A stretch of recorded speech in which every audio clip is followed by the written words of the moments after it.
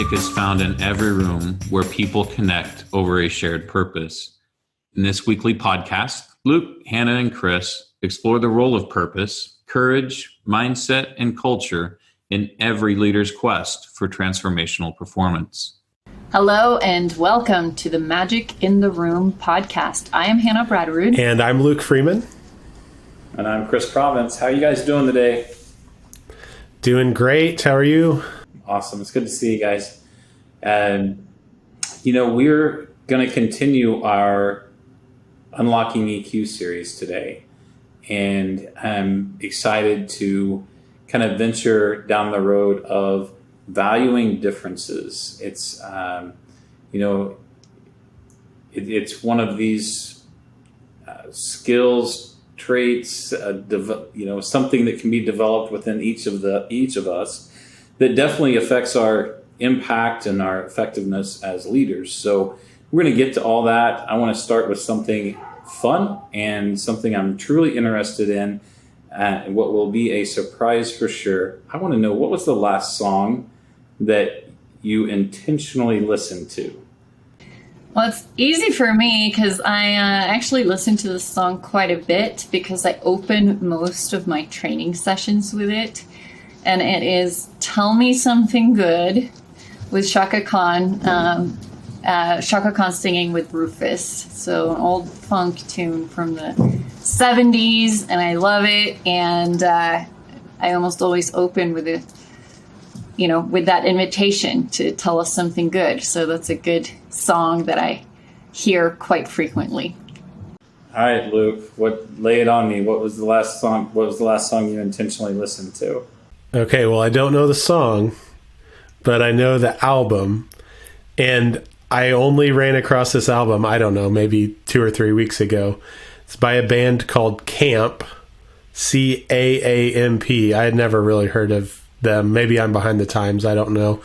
But it was on a playlist that was shuffling and came on, and I was like, oh, this is kind of cool. I dig this. And so I added the album to my Amazon Music list and have been listening to that album. I think it's called By and By. It's kind of a folksy rock / bluegrass, depending on the track. So I got a chance earlier today. I had like 10 minutes between a couple meetings, which doesn't happen super often, but I was like, I'm sitting here, I've got my door open to outside, I've got some time to work on something. I'm going to turn some music on. So that's what I turned on. Nice. I like it. So, so it is permissible to find new music on a playlist and then go find the album. Does that function within these Spotify's and iTunes? Is that what we're supposed to do? I thought we were just, yeah. I do that a lot when I hear a song I really like and I look it up and then I find the album. Sure. Yeah. What do you do, Chris, is my question. Well, I wait for things to be marketed to me. All good consumers, I'm waiting for someone to put it in front of me, and then I will decide to consume that and exactly that over and over and over again until I get burned out on it, and then I stop consuming it. Well, Spotify does that because if you are listening to a song, it assumes that you like it, and then it shows you similar songs to that, especially if you put things in a playlist or heart it or something. That's my favorite rabbit hole. Anytime on Netflix or Spotify, I spend all my time scrolling around looking at the options and never get anything watched or listened to. So just a side note to any business out there, if you can just target Chris with a campaign, you have a for sure buyer. Yeah. He'll buy anything that he might like. Why I say I'm a really good consumer. I think I'm going to change my personal business strategy to just coming up with stuff to market to Chris. Yeah, I think that's worked for a lot of companies so far. But no, I love the bands you might also like, and then I end up clicking and scrolling through those songs. Well, maybe I'd rather listen to that one. Maybe I'd rather watch that movie. Maybe no. And then the time passes and I don't have anything actually accomplished. So the last song I intentionally listened to was Tarzan Boy by Baltimore. And if anybody knows that song, it's the one with the Tarzan cries at the beginning of the song. And what I like to do is I like to wake up my oldest son with that song in the morning. So if he oversleeps his alarm, then we wake up to Tarzan Boy. So that's the last one I intentionally listened to. And if you know the song, that Tarzan yell is going on in your head right now. And if you don't know the song, it's time to go to Spotify and start scrolling for an hour.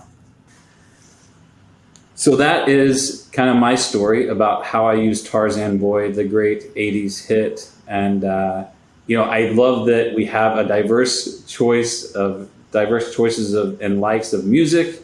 I always appreciate your guys' perspective. And with that wonderful segue, let's dig into valuing differences and how does that play a role in our leadership strategies, our leadership effectiveness? What types of considerations should we make? So just out of the box, when we say valuing differences, what comes top of mind, Luke Freeman? When I say that I value differences as a leader, to me, what I'm saying is that I am self-aware enough to realize that I have a specific lens on life and that I have a belief that my lens isn't the only valuable lens, and that I'm curious enough that I want to learn, and I'm going to say leverage other people's perspectives and lenses.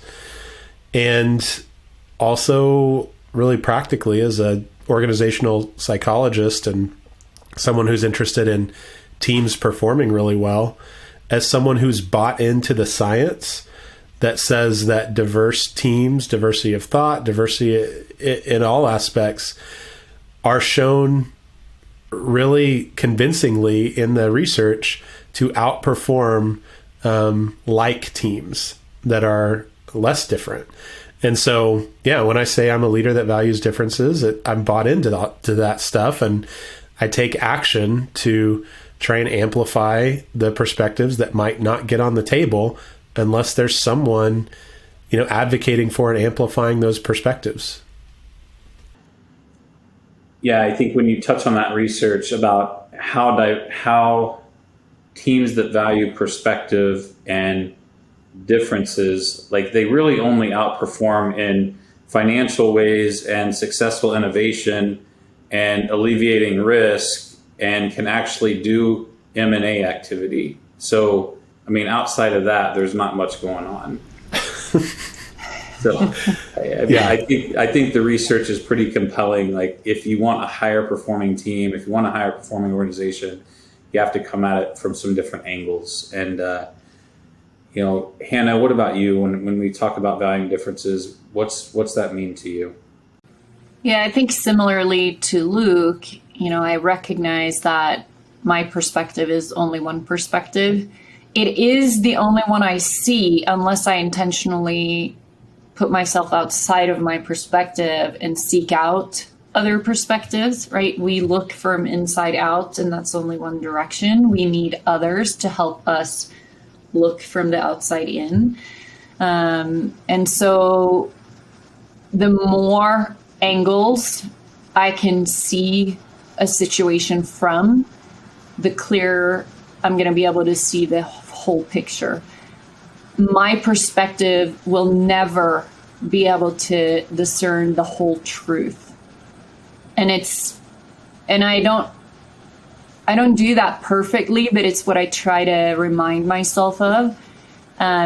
Because I think all of our own internal bias is that we see the full picture, right? Because we are looking at it and we see what we see, and it's easy to believe that that's all there is. So if we can just remind ourselves that this is only one angle, it's only one perspective, there's a lot more to the truth than what I can see from my perspective, my viewpoint, my angle.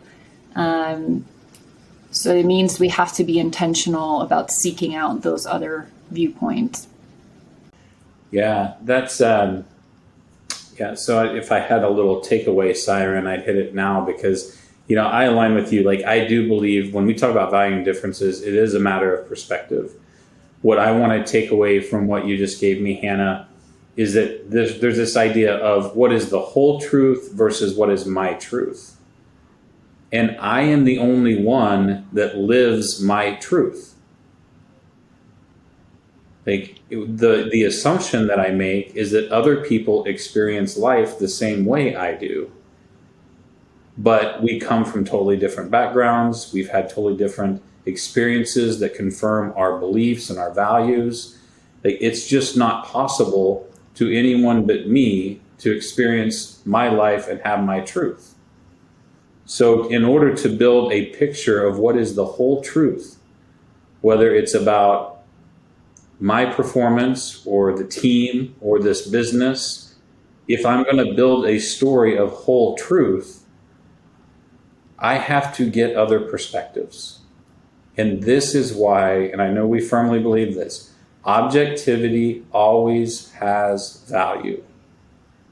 For us to do the work that we do, like when we get real deep in doing inside work, we reach outside our organization because we only know our truths as principals and partners in our business. When someone else looks at it from an outside perspective, they deliver value that we would never achieve otherwise. Yeah, and turning that on its head, we can also look at it from, just as I'm the only one living my truth, I know that each person on my team or in my environment, everyone I encounter, they're living their truth. And I don't know what that feels like. I don't know that experience. I can make assumptions that I do, but it comes from my perspective. And if I do that, I put myself at risk of actually assuming, to your point, that everybody's going to interpret the world the way I do, right? So someone with a different family upbringing than me is going to experience life in a little bit different way. Some relationship dynamics maybe differently. Someone with a different gender than me is going to experience things different, going to respond to things differently. Someone with a different ethnic background or sexual orientation or any of the lenses we might want to look at in terms of diversity, they're going to have a different lived experience. And so just because I don't see the problem doesn't mean it doesn't exist in the truth of someone else's lived experience.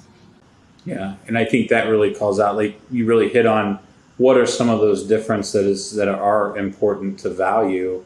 But then there's also so much that's unseen, right? It's not about being big or small or tall or short or gender things. Like there's so much in all of our stories that we have to connect with in order to understand.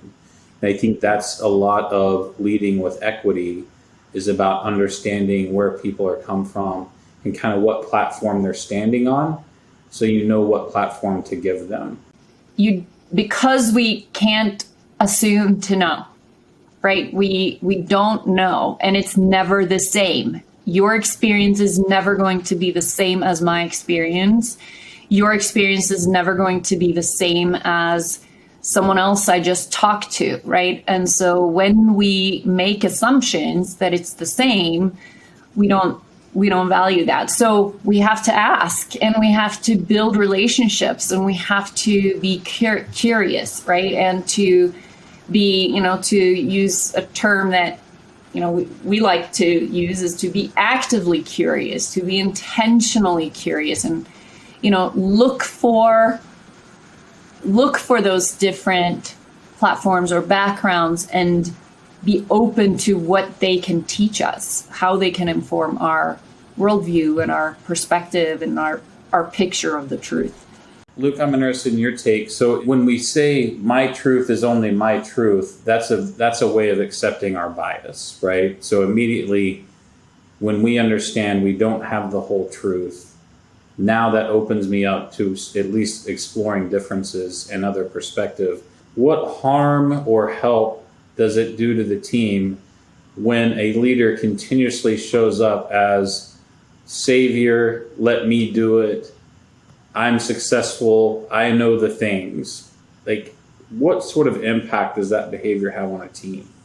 Yeah, so that's a great question. I want to back up a second, though, and say, like, why?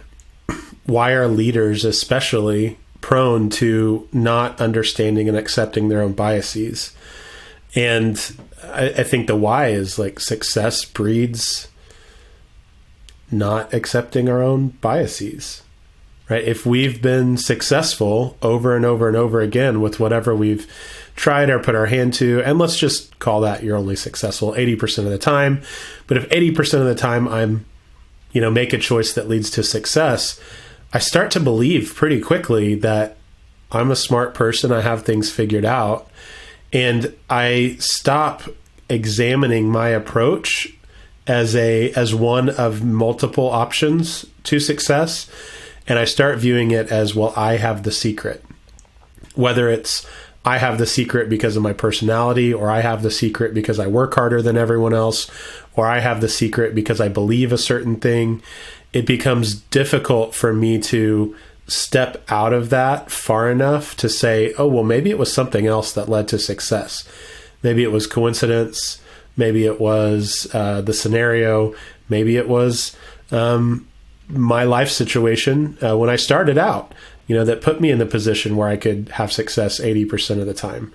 And someone else might work equally as hard, or be equally as smart, or have equally valid perspectives, but for whatever reason aren't placed in the position where they can have the same types of success. And so, when I run across folks that believe that they have the secret, what I see it doing to people around them is dehumanizing and disempowering those folks. And so, and I don't think it's out of malice, right? There are a lot of folks that they really want to help people who, in their opinion, just don't have it figured out yet, or maybe don't have the right belief yet, or maybe just don't understand something enough the right way. And so they try over and over and over, well, like, just believe this, or just understand this, or just do this thing, and all of a sudden you're going to have success. And, the people on the receiving end of that, it's really hard after a while to not kind of pick up on, well, like, this person just thinks I'm dumb, or this person just thinks I am obstinate, or whatever, or they like, fine, I'm just going to let them do their thing, or I'll just play their game and agree with them, if that's really what it takes for me to get where I need to go, or succeed in this leader's eyes. And so this idea of de-empowering, dehumanizing folks, like, most leaders don't want to do that to people. I don't think they wake up and say that, but it's really easy to have that become an unintended consequence of, like, just not really understanding your own bias. Well, but especially because I have a higher level title, I have a higher level of compensation, I know the things. And what I want to take away from this, and it's this idea that, yes, we might be in that title, we might have that level of compensation, but it's going back to being the capacitor for the power. Because, like, we may very well know the answer, but does the team need you to deploy the information? Or does the team grow more by collaborating or having a discussion about it? Because the team may find a solution that's 80% as effective, but the team growth is exponential. Whereas if I were to insert my solution, it's 20% more effective, but we get no team growth, no development. So that's why that understanding of power dynamics is so important, is when I know and my team doesn't, can I use that exact situation to develop and grow the individuals within, within the group I'm supporting or leading? Yeah, there's a really cool visualization of this if you just Google, performance and types of conflict, or level of conflict. And it charts these two different lines. One is for a team that has low levels of conflict around the task and approach that they're taking. And a team that has low levels of conflict, to me, that's saying, well, like someone has an answer and the team just executes that answer. There's very little conflict about how should we execute, what strategy should we take. And on the graph, that line jumps up pretty quickly, and they have medium level performance, maybe even like medium high level performance, and it plateaus there. Whereas the other line, if there's high levels of conflict about how should we do this, what strategy should we take, what approach should we take, how should we order the tasks that we have, who should do what on the team, they don't start out performing as quickly, but the line does, after a little while, jump up and gets higher than the plateaued line of the other team and can stay higher over time. So this idea of like, if I'm the leader that thinks they know all the answers, I can get some results pretty quickly, but I can't get the level of performance that truly is what my team is capable of unless I am willing to have some sort of conversation around who brings the best approach, who should be in what role for this approach. Let's have some conversation. Let's have some conflict. And I'm not necessarily just dictating how we're going to do things all day, every day. A great example of that is, I'll kind of talk to our story as a performance agency. Whereas 7 years ago, we would go in and turn the screws on marketing programs or how inventory is managed. In like highly technical, do X, get Y. That is never sustainable. Until we bring the competency of the teams along, the performance can't sustain. And that's what we learned in practice, is we could turn the screws all day, but there had to be some really high level skill to turn the technical screws of this is how we do database marketing, this is how we manage our inventory, technical. At what point does the team start doing that? And it takes a different level of investment, and that is why, we implemented education services and purpose and performance, purpose driving that transition, making it more than turn the screws, get the money. Yeah, I mean, when you're looking at the performance chart of the team with low conflict, you're basically looking at a chart of the performance capacity of the smartest person on the team.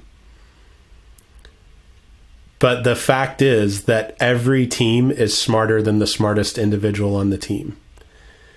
And so until we're able to unlock the smartness of the team as a collective, we're always limited by the individual talents on the team.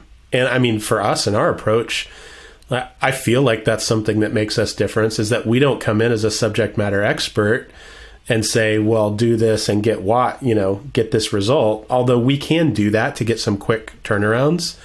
But long term, we're a failure if we don't pull collaboration out of the team that's going to get a better solution than we as consultants can deliver. And I think that's where I see organizations that call in consultants to solve every problem that crops up, they're short-sighted, right? They're calling in people to give that medium high level of performance, but them as a team, them as an organization are never going to get to high levels of performance because they're short-circuiting the solutions that the team would come up with if allowed to actually elevate the differences and the unique perspectives of all the people on the team. I'm 100% sold out. I'm 100% bought into this idea that every team is smarter than the smartest person on the team. And it's why I work with teams and why I want to work with organizations. The potential is high.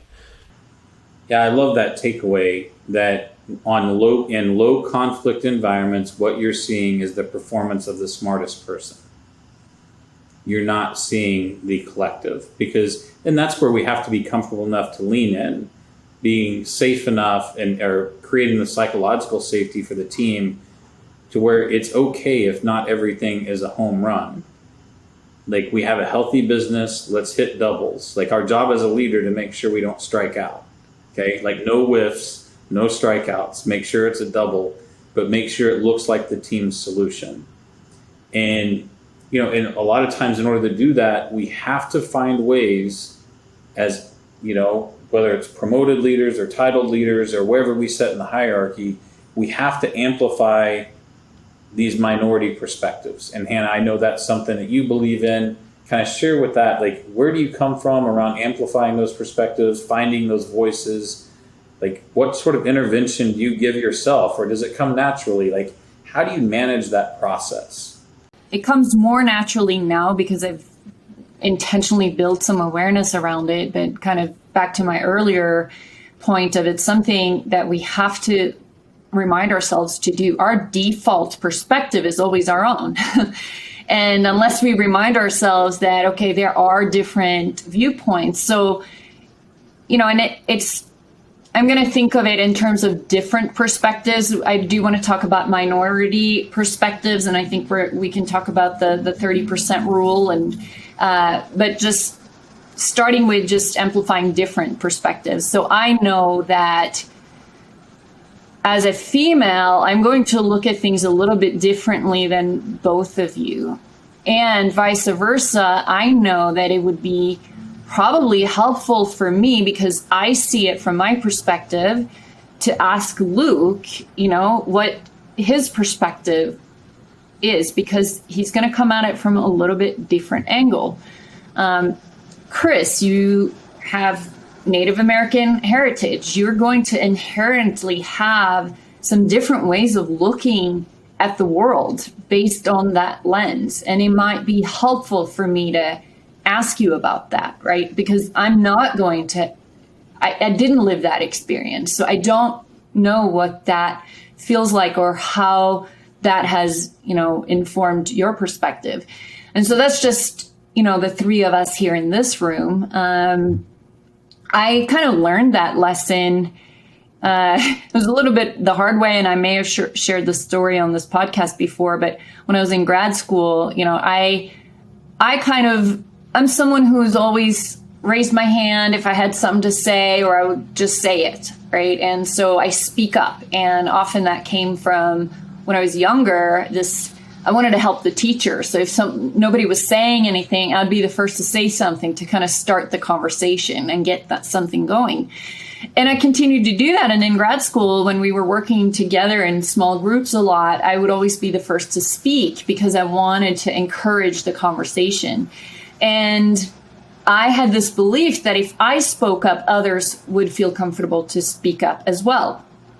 What I learned through feedback was that often got interpreted very differently from how I intended it. It was interpreted as if it was my way or the highway, or I had the best idea and we had to go with my idea, that I was loud and spoke.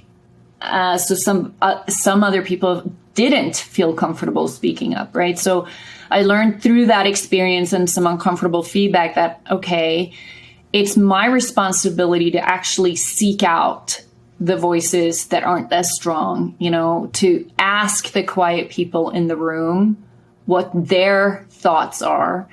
And I'm often surprised at the wisdom that comes from that. But if I don't do that, I may have never heard that perspective or that viewpoint or a different way of looking at a problem.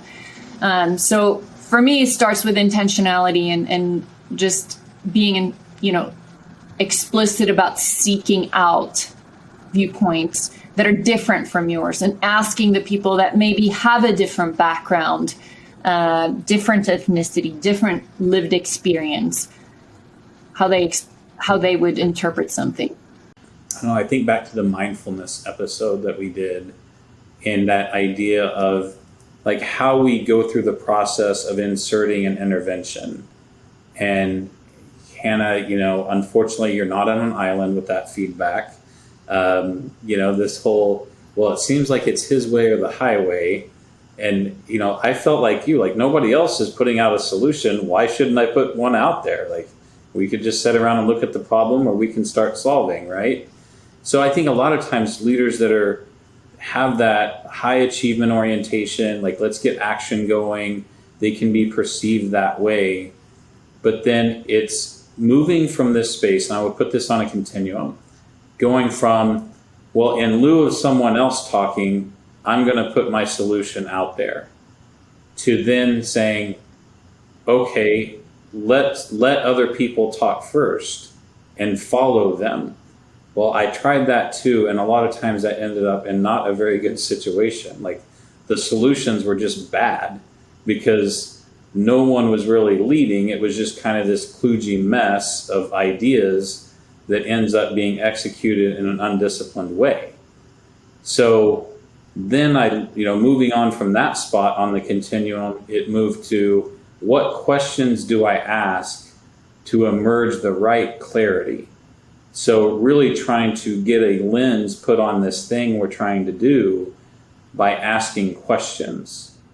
And so that's been, I won't say it's been my continuum, but I'm not going to say that I always live on one end of that continuum, right? It's like sometimes there's the whole, it's okay, disagree and commit, but this is where we're going, right? So it's about knowing when to do what.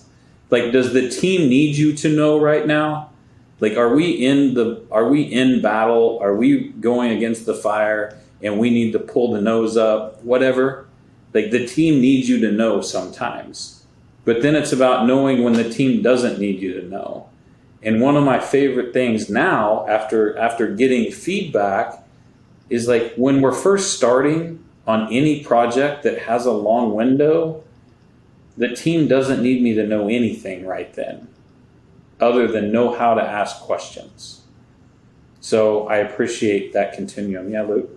I mean, it's such a good example because I think any leader has been in that scenario where this question comes up and you're like, well, I know the answer. I know the solution to this. And oftentimes we try to say, well, I'm tired of talking, or I shouldn't, give the answer every time or whatever. And so we sit there and it just gets super uncomfortable, and people share these ideas that you're like, yeah, that's really a bad idea. Do I say something? Do I not? But I think the answer a lot of times is like, sit in that discomfort. Like the discomfort of asking a question and having to wait for 10 or 20 or 30 seconds for people to answer it. Or maybe they weren't even going to answer and you have to ask it again and say, okay, let me ask that a different way because I really am curious what people think. Like, that's hard. It's an exercise. It's a discipline. And I don't think, there's a reason that the minority perspectives in a group haven't been spoken. And they don't, for whatever reason that is, right? We're not going to go through all the reasons, but for whatever reason, there's a reason that they haven't surfaced yet. And so doing the work of surfacing them, amplifying them, giving people space, being curious enough, like it is a discipline and it is hard. Like no one should expect this to be easy. And I know that we're kind of nearing the end of our series on EQ, and I just keep coming back to this, like, having high levels of emotional intelligence to be able to really unlock the potential of a team or of an organization and unlock your own potential, right? Like you live and die on the success of your team. Here we are in 2021. Like that's kind of the reality, unless you're in a very unique setting where you're a solopreneur or some sort of SME who, lives your own destiny. Like most of us live or die on the success of our team. And getting to where we can unlock that via EQ is hard. And valuing differences, getting those diverse perspectives on the table so the team can be smarter than you, smarter than the smartest person on the team. Like it is difficult, and we should not sugarcoat that for people. And really this whole journey of EQ, it's not for the faint of heart. It's not a easy, always rewarding, you get quick, return. Like, this is the long game if you want to be that top 1% leader. Unlocking EQ is not about that immediate return. It's about, like, how much better are the relationships that you form, and getting Hannah kind of that ROR, that return on relationship, right? Like, what makes life meaningful? What gets us connected? What makes us jump out of bed in the morning?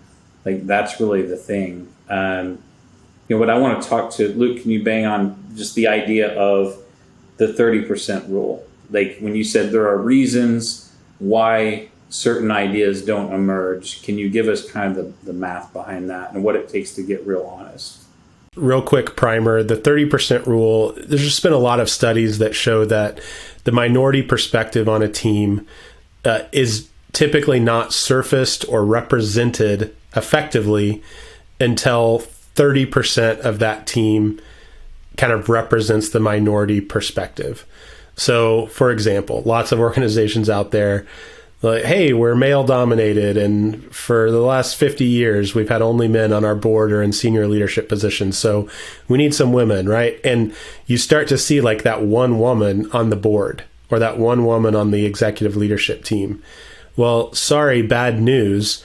The research shows that if you're that one person, you have a really hard time not bowing to the social pressure of the rest of the group, regardless of how talented you are, how smart you are, right? So for me, as someone who doesn't represent really much of a minority in any area, except maybe my perspective or thinking style or whatever, like, if you look at me, I look like I'm probably a majority person, right? For the most part.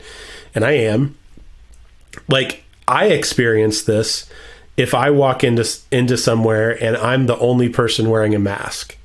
And as the world is starting to open back up again, like, I've had this experience a few times where I walk into a room, I've kind of got my mask on, and there's 20 other people, and I'm the only person wearing a mask. So, we live in Tulsa, Oklahoma, for anyone that doesn't know that, or I do anyway. And like, not a lot of masks out there in public, right? So it is impossible, almost impossible for me or any other person to like be that one person that keeps it on. Now, if I had a family, if I wasn't vaccinated, if I had a family member who was immune compromised, whatever, like, maybe those would be the things that would push me to like keep that mask on. But when it's really only social dynamics, like, I hope everyone listening can feel what that would feel like. I think most of us have that experience. And just imagine that one woman on the board who maybe sees things a little bit differently. The dynamics are not different than you being the one person who was planning on wearing a mask to the meeting, walking into the room. And you're like, well, shit, like, I'm not wearing a mask today, Okay, play it off, act normal, right? Oh, hey guys, I was going to take this off anyway. Don't look at me, Like, the social dynamics are the exact same. And so what that tells me is that for me as a leader, knowing this 30% rule, right? If I walk into the meeting and 30% of people are wearing masks, there's this magical social science thing that happens where all of a sudden, okay, sure, I'm in the minority, but I can keep the mask on. Like, we have to know that dynamic is at play for anyone who is representative of a minority viewpoint in our meeting, on our team, in our collaboration time, whatever. And so I have to like bend over backwards to make sure that that perspective comes out. And this is why I was saying it's hard, that it's a discipline. Because say I'm running the meeting and I see someone walk in and no one's wearing masks and that person walks in, like, what do I have to do to make them feel comfortable? Like, I have to make an announcement to the whole group somehow. Here's our rules. Remember the rules. I might have to put my mask on as the leader to make sure that that person feels comfortable. Like, it takes action. It takes intentionality for me to let that person express their minority point of view. And so that level of action intentionality, it doesn't change if there's these other minority perspectives that, for me, to get my team to perform at the level that I want it to perform, be the smartest team in the world that's way smarter than I am as an individual, Well, like, I know I have to take action then to surface and help the team really understand those differences of opinion and the different perspectives represented. Yeah, when the leader doesn't take action to serve the singular minority perspective, like, there's no chance the voice gets heard. If you either have to get to 30% gravity, or if you have less than 30% gravity, it is the obligation of that leader, whatever team that is, whatever meeting you're in, we have to call that out to make sure it gets on the table. Because once you leave, Luke, the chances of you coming back in next time with a mask on are zero. And that's the thing. Like, it happens once and it shuts it down forever.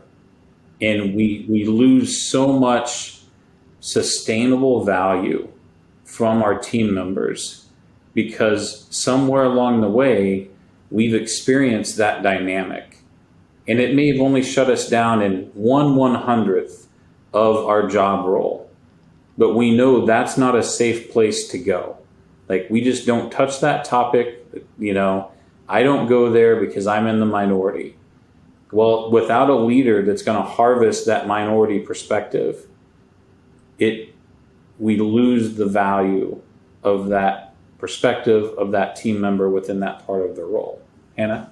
Yeah, I just wanted to share just kind of one other thought, as leaders to be careful to not speak on behalf of a minority voice. When we're talking about amplifying different perspectives and minority voices, it means allow the space for that voice to be heard, and then you can support that and amplify it and back it up.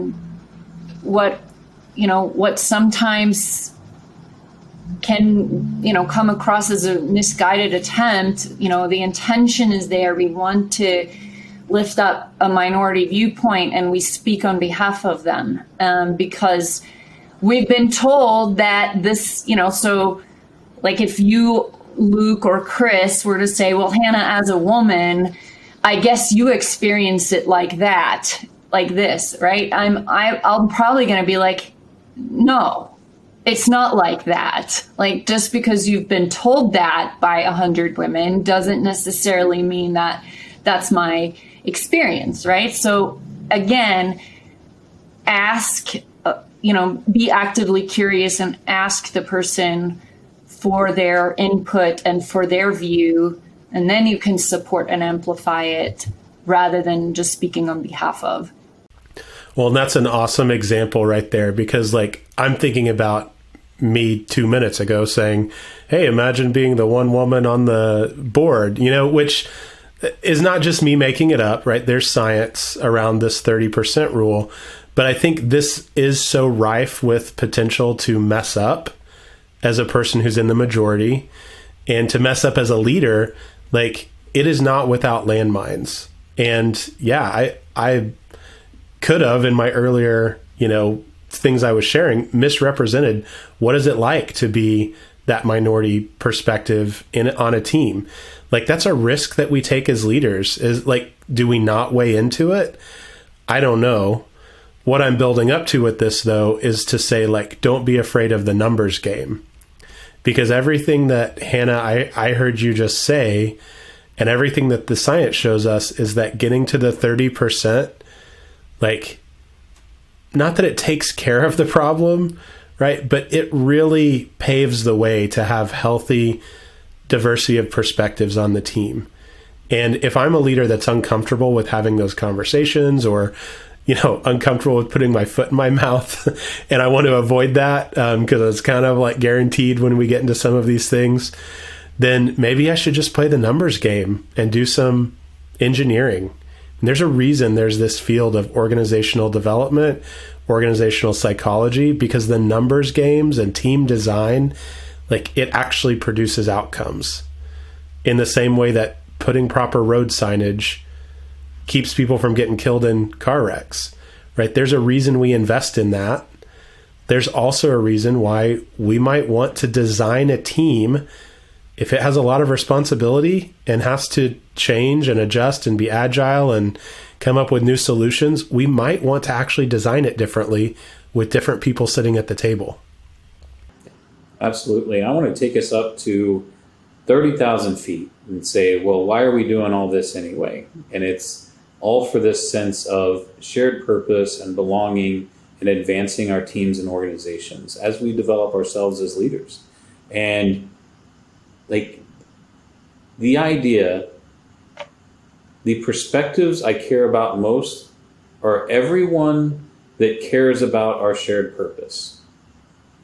You know, I want to create dynamics within organizations that say, here's this everyone's invited party of people that advance our purpose. And there's only two kinds of people in this organization, ones that advance our purpose and ones that discount from it. Because if you accept the temperature where we are today, then we're stuck there. Like we have to generate heat, we got to produce energy, we have to advance it. And so I'm trying to create a very clear in-group, out-group dynamic where everyone is invited to the in-group. We do the things, we talk, we emerge the issues, we have the difficult conversations. We might come in on days we're off to just talk about how the company's doing. You know, it's this giving and this effort and the discretion and want. But the idea of purpose in all of this is to say intentional leaders are bound to their belief. And this purpose is what we follow. It's what we believe in a very loyal and discerning way. And it's not transactional. It's the thing that inspires us. It's what breathes life into our work. It's what makes our work better than the people we compete against. When I'm talking about organizational purpose, that's the fire I'm talking about. Like, it's not words on a wall. That's bullshit. Like, it is about the spirit of why we show up. What are we trying to accomplish? How are we developing people? How are we adding to the business ecosystem? Like, being bound to our beliefs, not just, I guess this is what we're here to do so we get checks. Like, if you ever have that feeling, if you see that behavior on your team, you have to extricate it. You have to build this strong in-group bound by belief and this strong out-group so you know who to remove from your organization. And you do that through your codes of conduct, your development plans, whatever HR practices you have. Like, you use those measures to eliminate the out-group so that eventually you have everyone contributing to the progress and the team going forward. So that's kind of, in my opinion, and that's my passion play, is like why purpose is so important in developing, like, valuing perspective. If we all believe in the same thing, I want everyone's perspective. I don't care about people's perspective that isn't here to advance the purpose. I want to remove them from the team. I think that's a really powerful way to think about it, right? Everybody is invited to the in-group. This is our shared purpose. These are our values. These are our commitments. All of us are, by default, part of this in-group because we're part of this organization. And these are the values and commitments that we want to uphold in order to advance this shared purpose. And everybody who supports that and can stand by that are part of the in-group. And if you can't, then you're in the out-group, and we may have to consider whether this is the right place to be.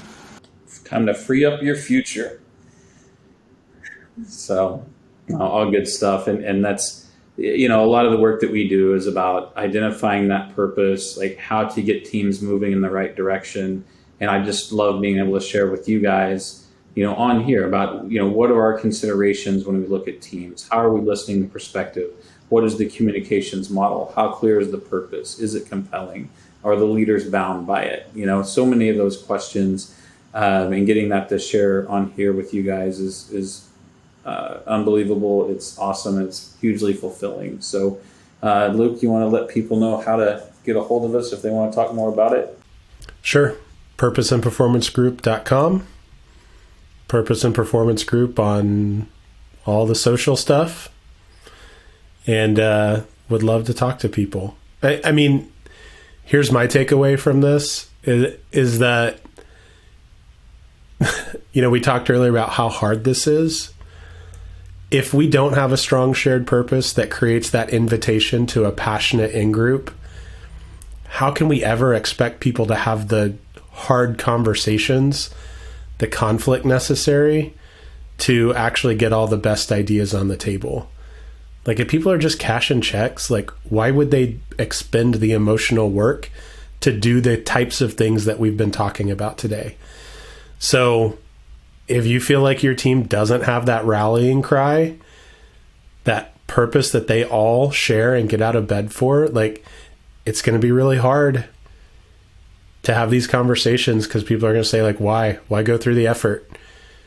What are we actually trying to accomplish here? I'm not going to go through that effort if I can't see the clear finish line. So, man, let us help if that's something we can help with. If it's something that needs to be tuned up, we clearly love this stuff and are willing to have the weird conversations that it takes to, like, really find that clarity and alignment. Thank you, Luke. Hannah, thank you so much. Excited. We're coming to the end of our Unlocking EQ series, so we've almost got all of it in the can. Hopefully everyone that's been listening is finding value. And until next time here on Magic in the Room, you guys take care. Have a good day.